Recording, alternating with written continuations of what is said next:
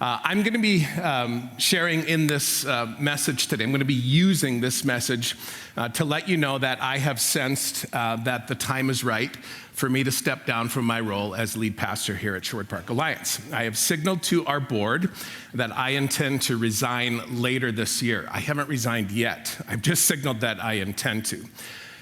Okay, it's out there, it's there. Now, let me explain a few things. I'll fill in some blanks and tell you more about what I know about the way ahead.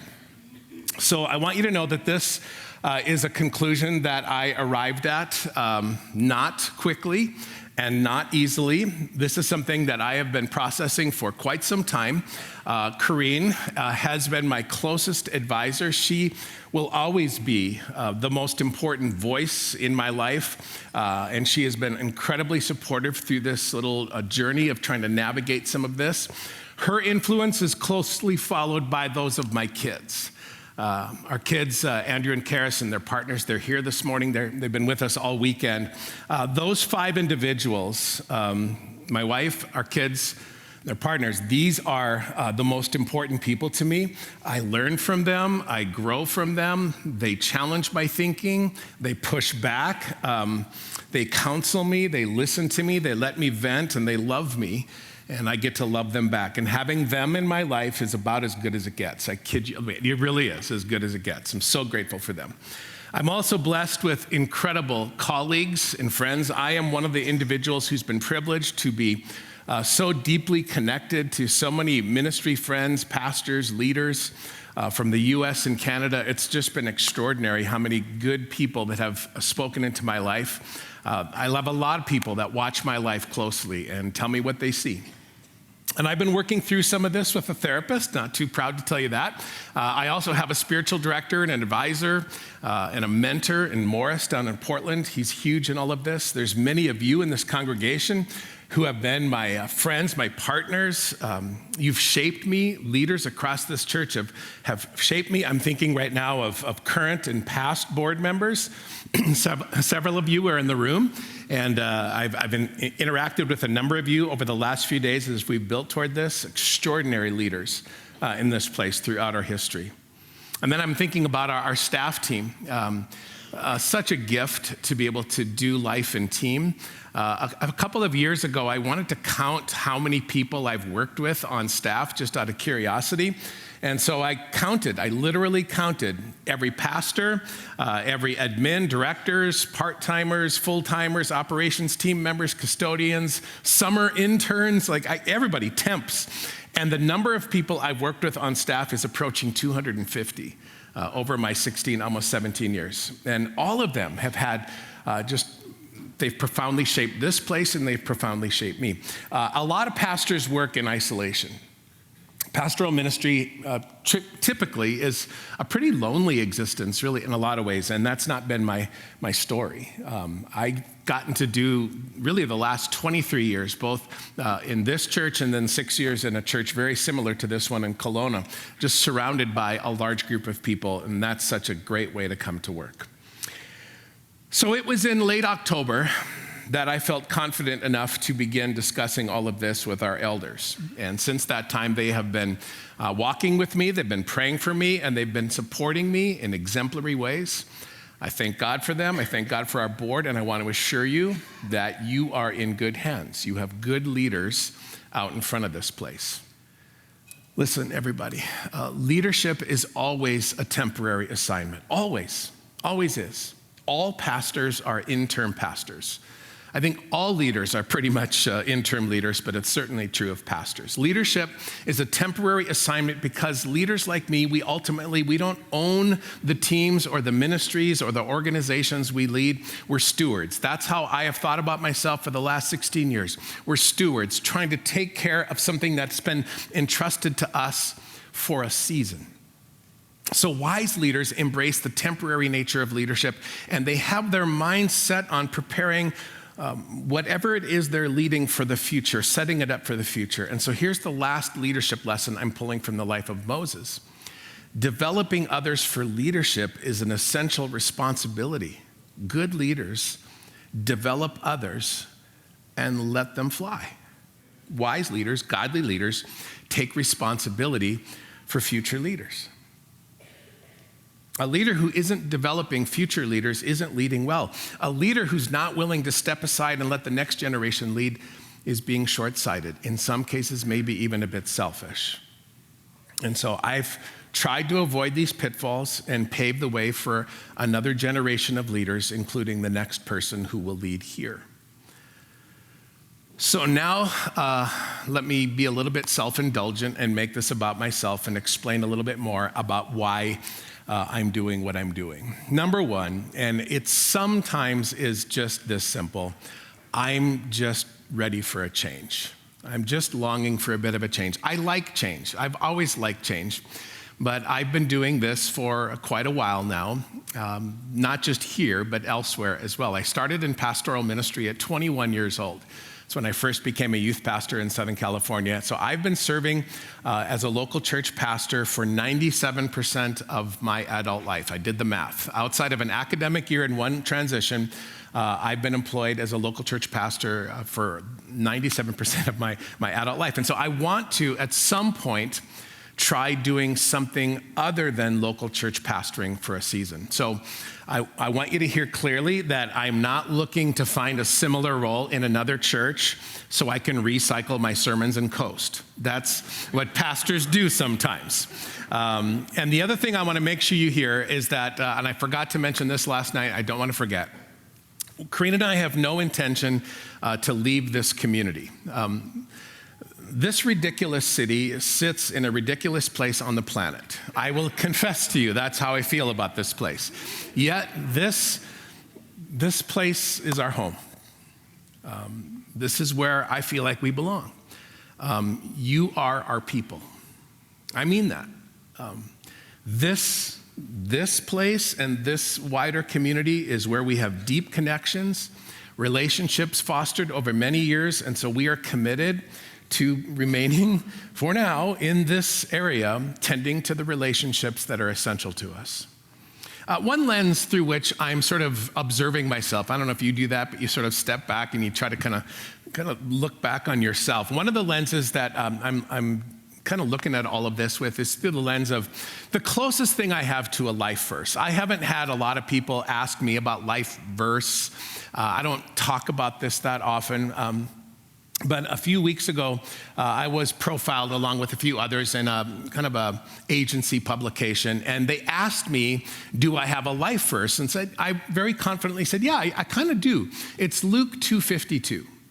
It's a pretty obscure little verse, but Luke 2:52 goes in one translation, and Jesus grew both tall and wise and was loved by God and man. And that little text at the end of Luke chapter 2 is sort of a transition to teenage Jesus or boy Jesus to adult Jesus that begins to emerge in chapter 3. So it's this little summary that kind of explains what Jesus was up to between kind of where we see him at 12, 13 years old and when we see him beginning his public ministry. It says, Jesus grew both tall and wise and was loved by God and man. And I use that sometimes because there's sort of four dimensions to pay attention to, four areas of growth in that verse. Jesus grew tall speaks to the physical realm. And that sort of reminds me that part of my calling is to pay attention to my health, to my physical health and my mental health and my emotional health. The work that I've been able to do here, pastoral work in general, it does come with stress. It can be a stressful profession, and it has a relentless schedule. It's not maybe, as physically demanding as some of the jobs you have in the sense of, overt wear and tear on the body, but stress also impacts the body. Stress impacts the digestive system and gut health and all of that. And I'm not too proud to admit, feeling the effects of some of the pace that I've kept for the last few years. Now, there's not something going on physically that I'm not telling you. I'm reasonably healthy as best I can tell. There's not something wrong that I'm kind of dodging here a little bit.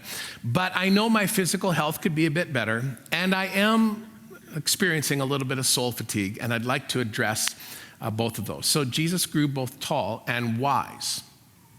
Wise speaks to intellectual growth. I want to be someone who's growing and learning and stretching and wisely engaging in the world and in culture. I want to expose myself to some new environments and some new learnings, all of which I hope and anticipate will pull some new contributions out of me. So Jesus grew both tall and wise and was loved by God. Loved by God speaks to spiritual health. I think I have something to learn about what it's like to be a follower of Jesus and not get paid to be a follower of Jesus. What I mean by that is I think it would be helpful to, at least for a season, experience what it's like to try to follow Christ while not being in front or, kind of in the that leadership role. I think there's something good for me to learn about that. And the last phrase, Jesus grew both tall and wise and was loved by God and man, speaks to relationships again. I want to tend to some important friendships and build some new connections for the next leg in the journey. Something else I want you to hear from me is that a big motivator in this is I sense that my kind of burden, if you will, or my call is shifting a little bit. Some wise counselors have reminded me that our calling, our sense of purpose, raison d'etre, all of that, tends to get a little bit more focused and a little bit more sharp as we age. And I'm starting to land very confidently on what is most animating to me. When I talk about these sorts of things, people have begun to notice that I'm animated by something. And I think what it's evolving for or narrowing down to for me is I love supporting irreligious people in moments of personal or spiritual or emotional crisis. I love assisting people at the intersection of faith and mental health, especially first responders. And opportunities for me to invest in that world are increasing quite a bit. So like I mentioned earlier, last fall I became confident enough to begin sharing some of this out loud, and I began to navigate this with our board and with our district superintendent, Matt, down in Calgary. And thus far, our board of elders has embraced the concept of intentional succession. Which means that I will stay in the role while we're discerning who should be our next lead pastor. And then a few months from now, I will plan to pass the baton of leadership to them and step aside. If there is anybody in the Moses story that I'm going to try to identify with, it's Jethro. That's my guy right now, Jethro. Jethro is a wiser, older leader who exercises his gift of leadership to advantage younger leaders. He speaks into their life with wisdom and experience. He coaches and he mentors, and he encourages and he supports. And that's how I'm planning to do the next decade. Still engaged in some form of kingdom building, still maybe leading a little bit, but leading from a different chair, a second chair or a third chair, empowering and breathing life into those in the first chair.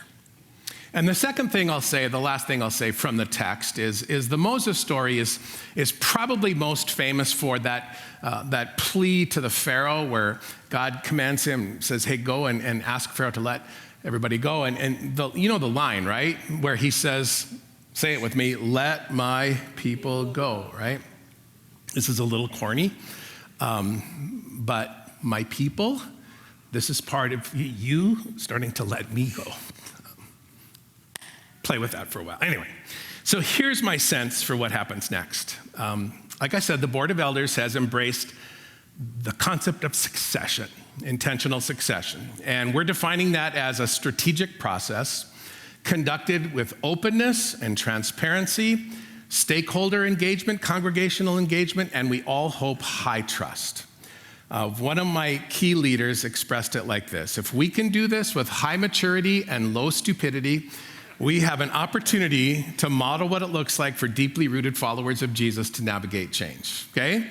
So high maturity, low stupidity, or maybe more appropriately stated, low emotion, high trust. High trust, low emotion. That's the goal, to do this well.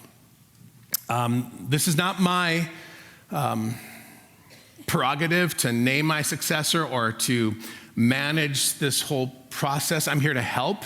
I'm here to support. I'm here to give some advice, but this is going to be led this next little while by our board of elders. And that's why they're the ones who are going to end the service today. They're going to be the ones to stand before you and offer the typical reassurance and blessing that comes from this platform at the end of our gatherings like this. So you see their pictures behind me. This is your board of elders. These 9 individuals will be the folks that are tasked with guiding us through this journey. Their plan is to recruit an additional group of people called a succession committee, made up of some of them and some of you, some members at large, trying to get some representation from the body. We'll follow the text and the good stuff in here, and we'll put together a team to guide us through the process. And the timeline will go through 4 phases: preparation, to selection, to transition, and continuation. So preparation is the phase that we have been in. Then we'll go into a selection phase, transition phase, and continuation. And this may be the timeline. This is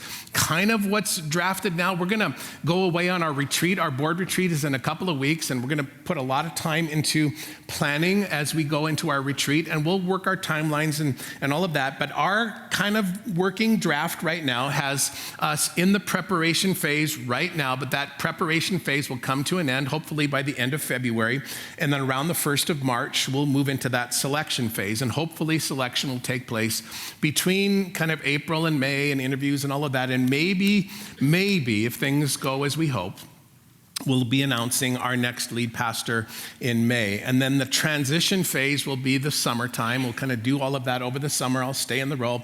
And then sometime maybe around September or October, the next lead pastor will step in and I will step back. So if you want to know how you can be involved, there's 3 ways primarily. Pray. And then the second way is to pray, and the third way is to pray as well. Be absolutely praying, because this is a deeply spiritual process. This is very much a discerning process. spac.ca/succession. Would you please, over the next few days, go there and kind of read some of the stuff? You'll see this timeline there. You'll see kind of a greeting and kind of beginning, a commentary where I kind of explain a few things. And then we address some anticipated questions. We give some initial answers to some of the things that you're probably wondering about. So please go there and check that out. And one of the questions that is addressed there, it's given a brief answer to, is what does this mean for Brody? Because some of you are already going there. I know how this works. I've been him in this moment in another place. So hear this. The board has met with Brody, and the board has affirmed what I have known for quite some time, that Brody is gifted and will be a first chair leader either here or someplace else when the timing is right. And our board's job is to discern if that time is now. But they have encouraged Brody, they've blessed him, and they've asked him to participate in this process, and he has agreed to do so. So be nice to him. Don't bug him. Be easy on him. This is weird, okay? This is weird for him. It's weird for me, but it's more weird for him, really.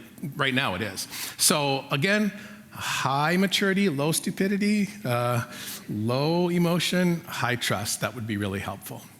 And then if you want to speak into this at all, if you want to share concerns, you want to share input, want to give advice, you want to write a prayer and send it to the board and the succession team, you can do that at the website that's on the screen here. It's just spac.ca/succession. That's the website where we'll do updates. We'll do updates on our social media feed. Then you can also email and write the elders at any time, elders@spac.ca, or the succession committee at succession.spac.ca. Those email addresses are live now. So in a moment, I'll call our board chair and vice chair up, Trent and Grace. Grace is our chair, Trent is our vice chair, and they'll have the last word. But just, this is not goodbye, okay? Don't come say goodbye to me. Several people did last night. Like, I haven't left yet. I'm speaking next weekend, all right? Like, next weekend, we're starting a new series, and I'm teaching. Like, we're going to start our second Sacred Practice series. So, like, nothing changes, like, tomorrow, other than I'm just now a free agent. That's kind of how I look at it. But don't come say goodbye to me tonight, okay? Like today. Like, there'll be time for that down the road, and we're staying around here. So anyway, I love you. I have loved almost every minute. It's been my greatest professional joy. to do this. So thank you, and I bless you, and I love you. Okay, Trent, Grace, come on.